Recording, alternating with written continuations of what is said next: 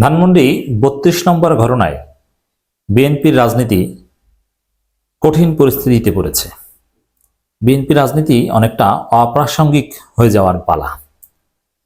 তারেক রহমান এই সাম্প্রতিক বা সামগ্রিক ঘটনা বুঝতে পারছেন, তিনি হতাশ। তার বক্তব্যে হতাশার সুর।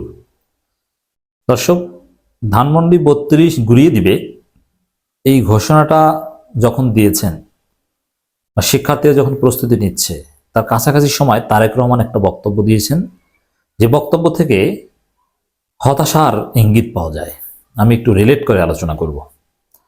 যদিও ধানমন্ডি ৩২ ভাঙার সাথে ছাত্রদল জড়িত, বিএনপির অনেক নেতাও জড়িত, ইঞ্জিনিয়ার ইশরাক যথেষ্ট উচ্ছ্বাস দেখিয়েছেন, তারুণের সাথে একাত্মতা প্রকাশ করেছেন, দ্যাটস রাইট। কিন্তু দিন শেষে এটা তরুণদের নেতৃত্বে হয়েছে। তরুণরা ছাত্র জনতা ভেঙে দিয়েছে। বিশ্ব মিডিয়ায় রিপোর্ট হয়েছে কি ছাত্র জনতা ভেঙে দিয়েছে। যেমন শেখ হাসিনা ক্ষোভটা কার বিরুদ্ধে? ছাত্র জনতার বিরুদ্ধে, বিএনপির বিরুদ্ধে কিন্তু নয়। আওয়ামী লীগের লোকজন যারা একটু ফেসবুকে লেখালেখি করছে ধানমন্ডি ৩২ ভাঙার বিরুদ্ধে, তারা কিন্তু বিএনপির বিরুদ্ধে বলছে না। এই ছাত্ররা, এরা বখাটে কিশোর গ্যাং, এদের বাবা মার খোঁজ খবর রাখে না, খবর আছে এবং এইসব কথাবার্তা বলছে। বিএনপির বিরুদ্ধে কিন্তু কোনো ক্ষোভ নেই। তো ধানমন্ডি ৩২-এর এই ঘটনা তারুণ্যকে আবার জাগিয়ে তুলেছে, তারুণ্যের সম্ভাবনাকে বৃদ্ধি করেছে, যে জনগণ তারুণ্যের ডাকে রাজপথে নেমে আসে, তারুণ্যের উপর আস্থা রাখে। এমনকি বিএনপির লোকজনও এই তারুণ্যের এই ছাত্রদের ডাকে সাড়া দেয়। এরকম একটা কাজ বিএনপি করে দেখাক না, বিএনপির লোকজনই ঠিক মতো যাবে না। এটা দ্বারা আগামী রাজনীতির গতি প্রকৃতি অনেক কিছু বোঝা যায়, যে না, আগামীতে এই বৃদ্ধ দলগুলোর প্রতি মানুষের আস্থা থাকবে না।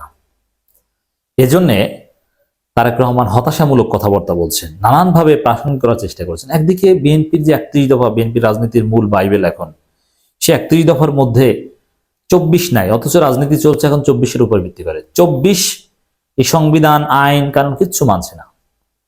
২৪ বিপ্লবী। এই যে ৩২ নম্বর ভেঙে দেওয়া থেকে শুরু করে আরো যা চলছে, এগুলো কি সংবিধানে আছে নাকি? বা এগুলো গণতান্ত্রিক সিস্টেমে আছে? এগুলো মির্জা ফখরুলের, ডাক্তার শফিকুর রহমানের গান্ধীবাদী নীতিতে আছে? নেই। অতএব এগুলো দিয়ে রাজনীতি চলছে না, রাজনীতি চলছে হাসনাত আবদুল্লাহদের জোশ দিয়ে। তো এই জিনিসগুলো জামাতের জন্য চিন্তার কিছু নেই, কারণ জামাতের সাথে তরুণদের ভালো সম্পর্ক, ছাত্রদের জোট হবে এবং শিবির ইসের এখানে আছে, জামাতের একটা স্টেক থাকবে জোট না হলেও। কিন্তু বিএনপির কেউ তো এই ছাত্রদের সাথে নেই, বিএনপির সাথে তো তাদের ফাড়াফাড়ি চলে, তাদের বিরুদ্ধে বলে। এটা তারেক রহমানকে ভাবিয়ে তুলেছে আমি মনে করি। অতএব ধানমন্ডি ৩২-এর ঘটনা আওয়ামী লীগের জন্য তো একটা বার্তা। আওয়ামী লীগ সামনে বাড়াবাড়ি করলে আরো খবর আছে, কিন্তু একই সাথে এই ধানমন্ডি ৩২-এর ঘটনা বিএনপিকে আওয়ামী লীগের কাছ থেকেও দূরে সরিয়ে নিয়েছে। আওয়ামী লীগকে নিষিদ্ধ চাইতে বিএনপিকে বাধ্য করেছে। বিএনপি ভয়ে নিষিদ্ধ চাচ্ছে। সামনে বিএনপির জন্য অন্ধকার। তারেক রহমানের বক্তব্যটা একটু আমি বিশ্লেষণ করছি। দেখেন, কিছু মানুষ আমাদের ভেতরে ঢুকে বিভ্রান্তি তৈরি করছে। তারেক রহমান এর মানে বিএনপি এখন বিএনপিকে সন্দেহ করছে, বিএনপির ভেতরে ঢোকা লোকজনকে সন্দেহ, সাংবাদিককে পেটাচ্ছে বিএনপির লোকজন। তারেক রহমান নিজে ফোন দিয়ে মাপ টাপ চাচ্ছেন। এরকম আর কয়টা মাপ চাইবেন? আর মাপ চাইলে কি মাপ করে দিল? এত সহজ? সাংবাদিকদের আপনাদের লোকজন পিটায় মারে, এটাই হচ্ছে বাস্তবতা। আদালতে, আইনজীবীদের সামনে, ক্যামেরার সামনে। তাহলে পর্দার অন্তরালে সাংবাদিকদের কত থ্রেট দেয় বুঝেন। আপনার চাঁদাবাজির তথ্য যাতে প্রকাশ করা না হয় এই জন্য।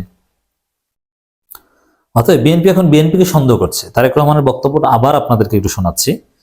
কিছু মানুষ আমাদের ভেতরে ঢুকে বিভ্রান্তি তৈরি করছে। মানে বিএনপির ভেতরে মির্জা ফখরুলকে সন্দেহ করছেন না রিজভিকে?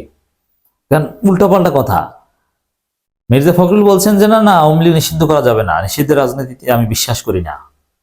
আওয়ামী লীগকে কেন ভোটে অংশগ্রহণ করতে বাধা দেওয়া হবে আপনি গণতন্ত্রে বিশ্বাস করলে? আর সালাউদ্দিন আহমেদ বলছেন যে আওয়ামী লীগের রাজনীতি করার অধিকার নাই, আওয়ামী লীগকে নিষিদ্ধ করুন। কি বলছেন এগুলো? বিভ্রান্তি ওই স্থায়ী কমিটিতেই ভেজাল। বিএনপি ভারপ্রাপ্ত চেয়ারম্যান তারেক রহমান বলেছেন, কিছু মানুষ আমাদের ভেতরে ঢুকে বিভ্রান্তি তৈরি করছে। তারা সমাজে এমন কিছু কাজ করার চেষ্টা করছে যেখান থেকে সাধারণ মানুষ বিভ্রান্ত হবে। তারা যেন আমাদের এই গণতন্ত্র প্রতিষ্ঠার আন্দোলনে ব্যাঘাত ঘটাতে না পারে, সেজন্য সকলকে এসব অনুচরদের বিরুদ্ধে সজাগ ও সতর্ক থাকতে হবে। মানে বিএনপির ভিতরে একটা বড় অংশ অনুচর আছে, এটা তারেক রহমান মনে করেন। এটা কেন মনে করেন জানেন? সংস্কার হবে, বিএনপির দলীয়ভাবে সংস্কার ঠেকানোর চেষ্টা করবে, কিন্তু বিএনপির একাংশ সংস্কার চায়।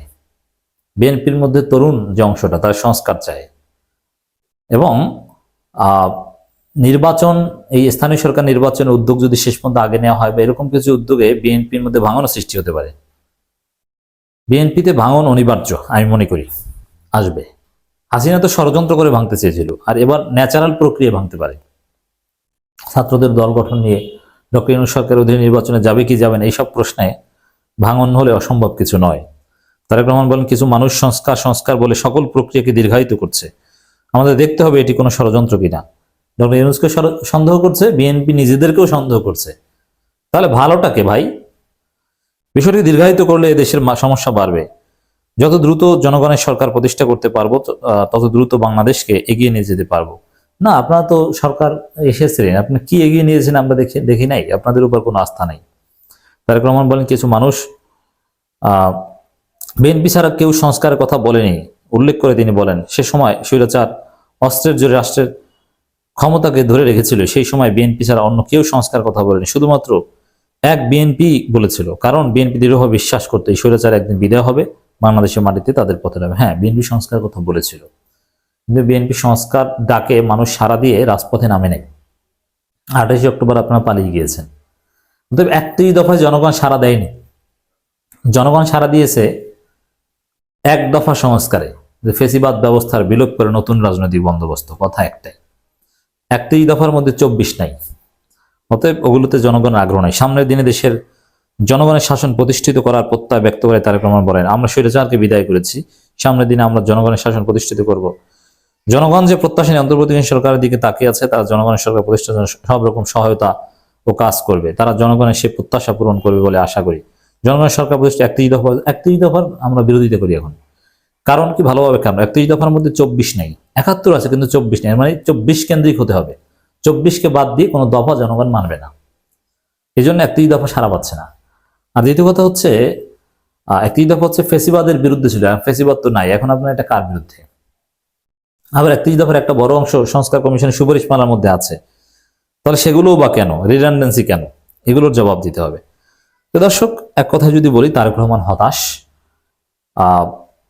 এই 32 কেন্দ্রিক, ধানমন্ডি 32 কেন্দ্রিক ঘটনাগুলো বিএনপিকে বিব্রত করছে, কারণ আওয়ামী লীগ নিষিদ্ধ চাইতে হয়েছে ভয় এখন বিএনপির পক্ষ থেকে। তো দর্শক, আমি এই কথাটা আবারও বলতে চাই এই আলোচনার শেষে, এবং আপনারা এই কথাটা ধারণ করুন, এটা নিয়ে চিন্তা ভাবনা করুন, বিশ্লেষণ করুন, তরুণ প্রজন্মের কাছে ছড়িয়ে দিন। আমার প্রপোজিশন এটা, যে বিএনপি বাংলাদেশের রাজনীতিতে কোনোদিন ক্ষমতা আসতে পারবে না। বিএনপি আওয়ামী লীগের দিন শেষ। যদি জামাত এবং ছাত্ররা ভুল না করে, বাংলাদেশে যদি বিএনপি ক্ষমতায় আসে, তাহলে আপনি নিশ্চিত থাকেন যে একদিন আওয়ামী লীগ ক্ষমতায় আসবে। বিএনপির ক্ষমতায় আসার সাথে আওয়ামী লীগের পুনর্বাসন ওতপ্রোতভাবে জড়িত। বিএনপি আসলে আওয়ামী লীগ আসবেই। এজন্য আমাদের ব্যাখ্যা হচ্ছে যে, যদি ছাত্ররা এবং জামাত সঠিক গণতান্ত্রিক ন্যায়ভিত্তিক সিদ্ধান্ত নিতে পারে, সাময়িক ক্ষমতার লোভে কোনো অঘটন না ঘটায়, তাহলে বাংলাদেশের স্বাভাবিক নিয়মতান্ত্রিক প্রক্রিয়ায় বিএনপি ক্ষমতায় আসতে পারবে না কখনো। বিএনপির মধ্যে ভাঙন সৃষ্টি হবে। তারেক রহমান কিছুটা জানেন বলেই দেশে আসতে সাহস পাচ্ছেন না।